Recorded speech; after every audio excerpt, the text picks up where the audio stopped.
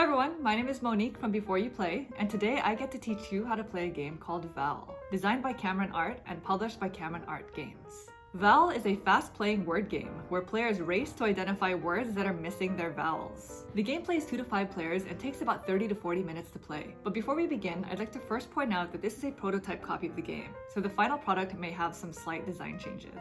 And with that, let's start with setup. Prior to setting up the game, players must first choose a game length, placing the scoreboard with its appropriate side face up. Green for a 30 to 45 minute game, or red for a 45 to 60 minute game. All players then choose a player color and place their scoring tokens on the 0 space of the scoreboard and their victory tokens on the final space of the scoring track, next to the star symbol. Shuffle each of the 3 decks of cards separately and place them next to the board along with the dice and the green 25-second sand timer, and you are ready to play.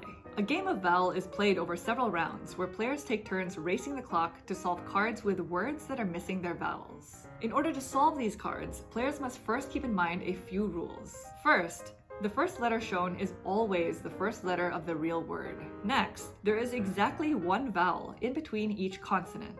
And in this game, the letter Y does not count as a vowel. Also, the word may or may not end with a vowel.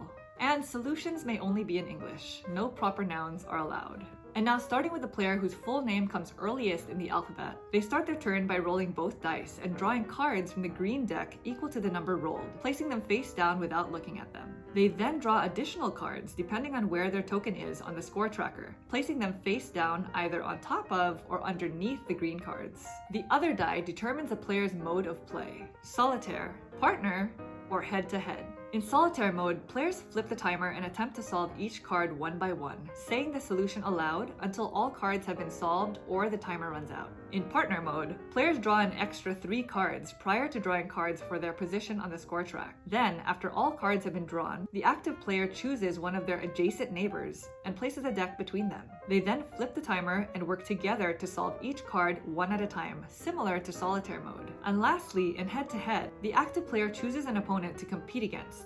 Their opponent draws cards equal to the die roll as well as extra cards depending on where their own token is on the score track. They then flip the timer and race to be the first to solve all of their cards. If neither player is able to solve all of their cards before the time runs out, then the winner is the player who solved more cards. In the case of a tie, they draw 1 card from the red expert deck and go into a sudden death round, where the winner is the first person to solve the card. Cards may also be skipped if a player becomes stuck by simply saying pass and placing the card face down. However, skipped cards must still be solved before the time runs out.